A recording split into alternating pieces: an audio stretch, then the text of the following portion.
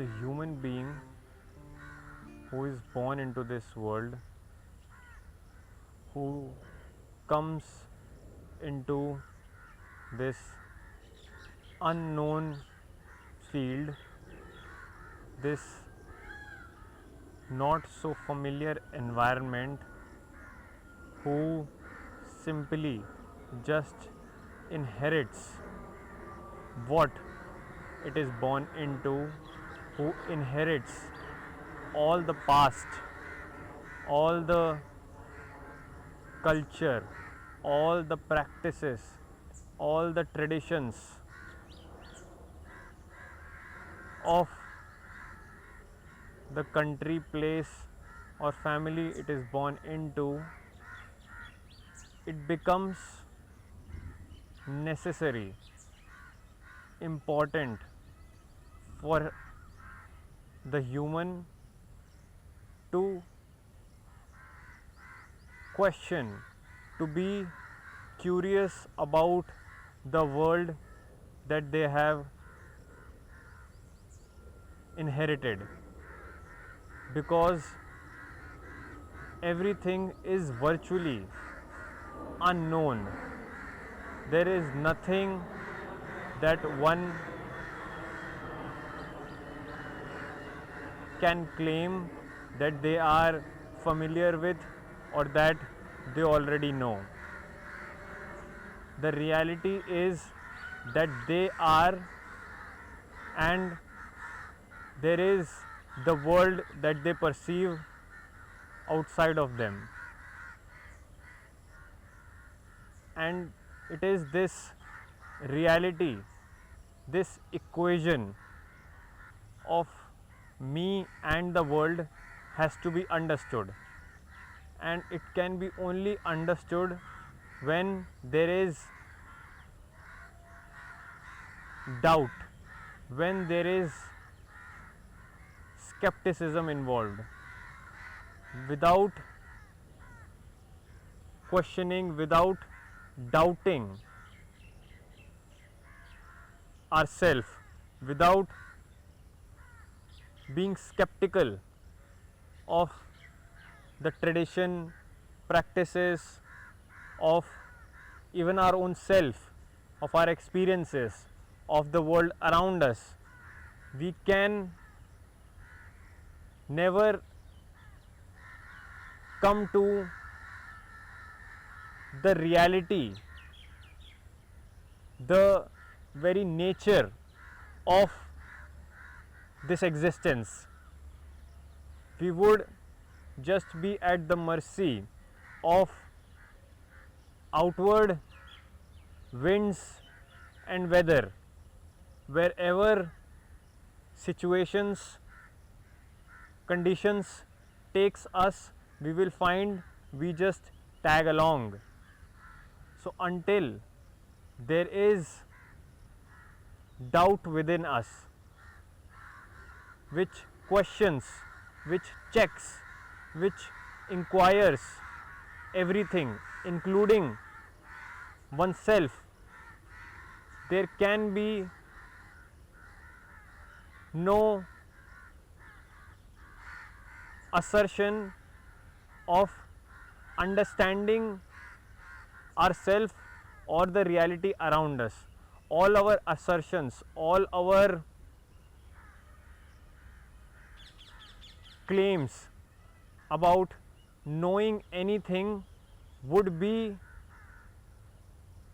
subject to a lot of illusions and fallibilities.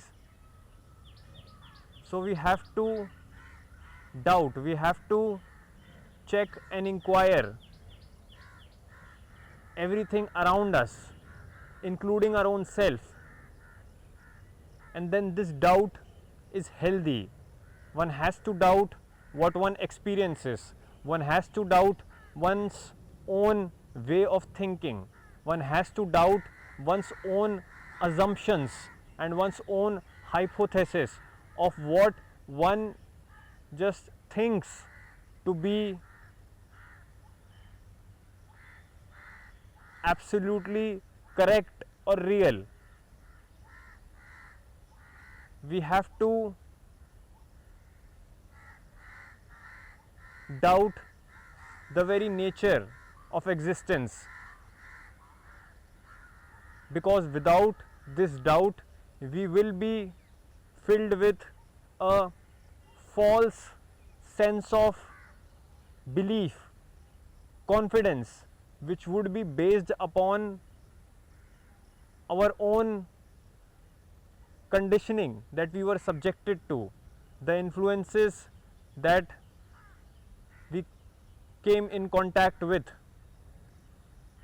All our belief about what the world is and who we are would be based on empty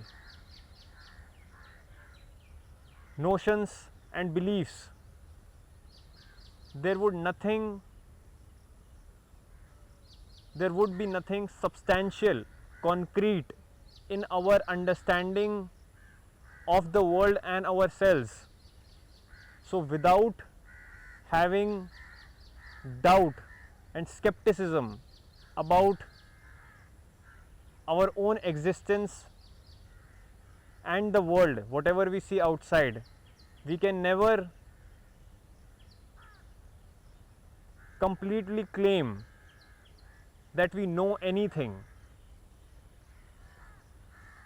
We have to be in a state of not knowing, of not asserting.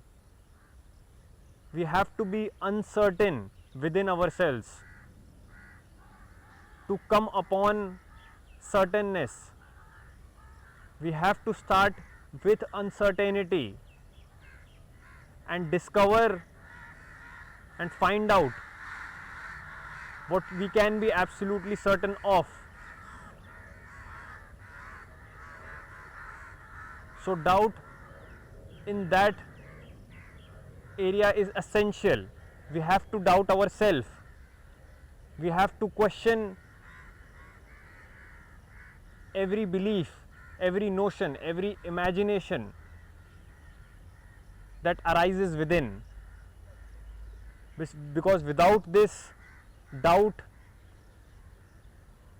we are subjected, or rather vulnerable, to living a artificial,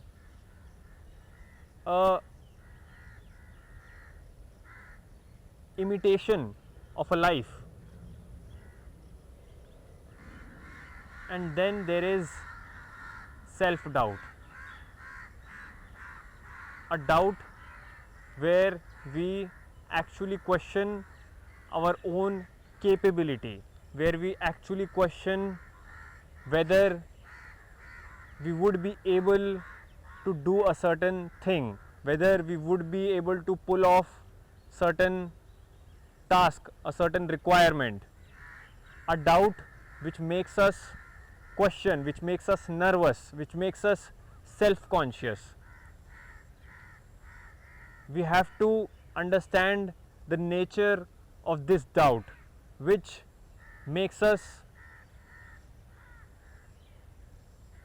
tremble within, which makes us fearful, which makes us at sometimes indolent.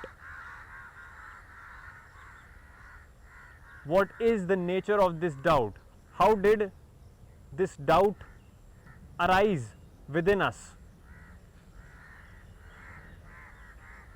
It works on a framework which says that there is a certain task, that there is a certain assignment that we need to do, and within us we think that we won't be able to do it, that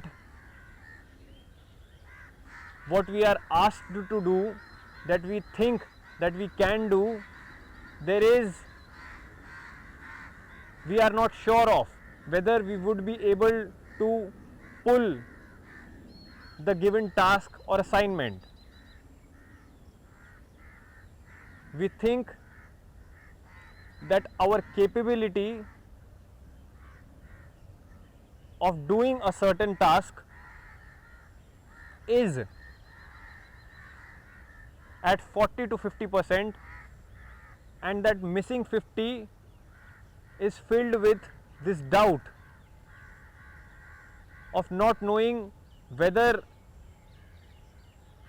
we would be able to do what we have set out to do. And so it naturally begs the question, what is it that we are doing, and why is it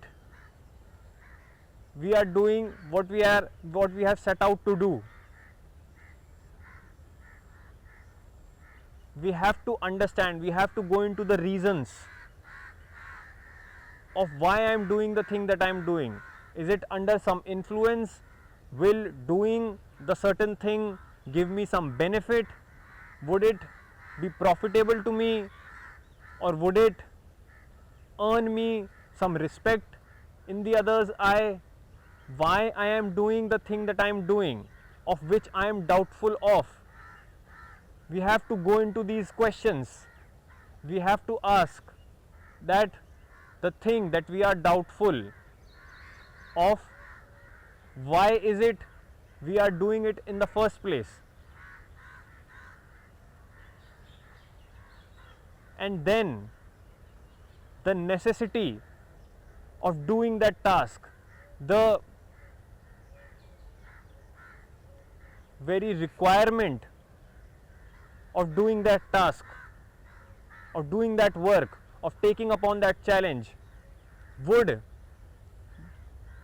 direct our capability. And then it doesn't matter whether we have that certain capability of doing the thing or undertaking that challenge or not, if through understanding, through deeply going into the nature of work that we are involved in, we understand that doing the very work is important, all our incapabilities we will find will eventually catch up, will have no place to hide, because it is not now our incapability that we are so scared of. Our primary worry would become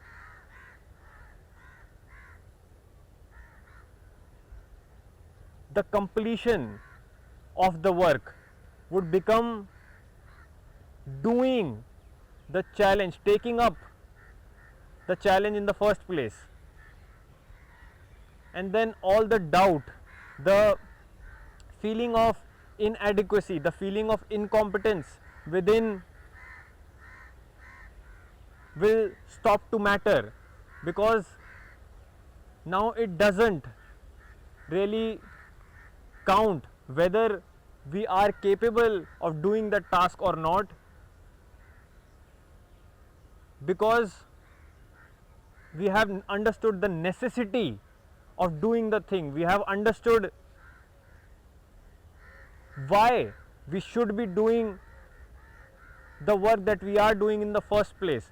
And when there is that complete comprehension, complete understanding of why we are doing the thing that we are doing, all the feeling of incapability, self-doubt ceases.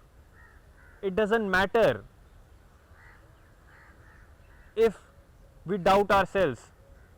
The importance that the self-doubt had assumed earlier has now significantly reduced. The doubt may still be very much alive within us, but now it is not an impediment between us and the work that we have come upon.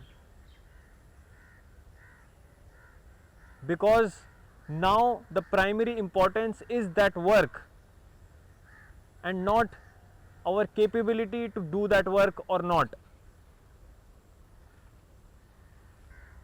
When one understands, when one comes in contact with the sheer magnitude, with the importance of doing a certain thing, then the incapability that may or may not exist within us will automatically build, will catch up with the urgency of doing that task, of taking on that work.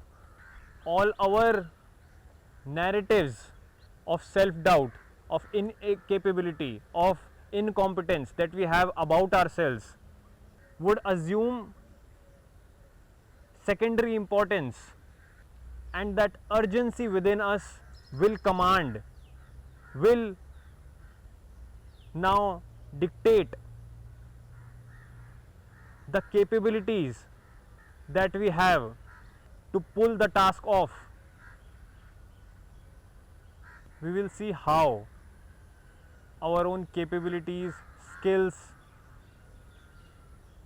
or techniques that we have, that we possess, will matter less, and the necessity of doing what needs to be done will matter much more. What we are doing, what we are engrossed in, what we are engaged in, what we have decided for ourselves to do, it is that which is really consequential, and not our skill, ability to do that thing. They build up. We can gather the specific techniques, learn the ways of doing things in a certain way. All of that follows the urgency, the necessity of doing what we see in front of us that needs to be done.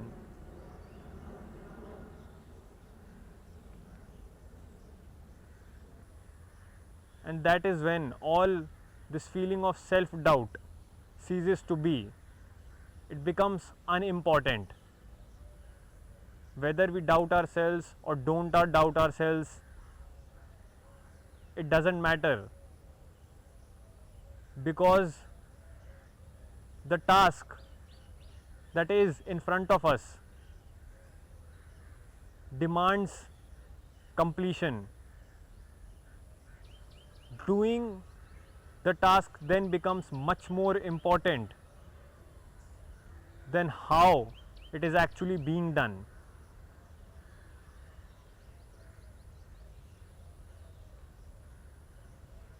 How efficiently and how skillfully it is being done.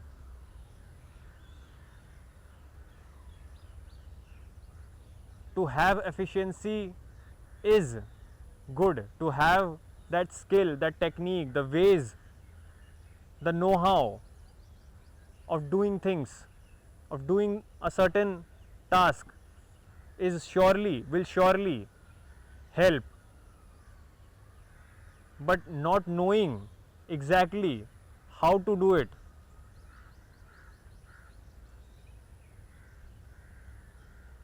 is not of grave importance, because that can be learnt, that can be understood, that skills, that task, the technique can be accumulated.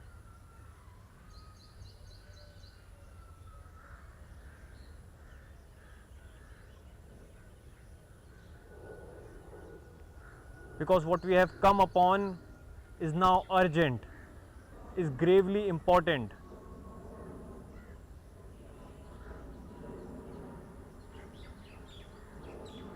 And beginning with it and to get on with it matters much more than knowing how to do it or not. The know how comes when that sheer urgency is there.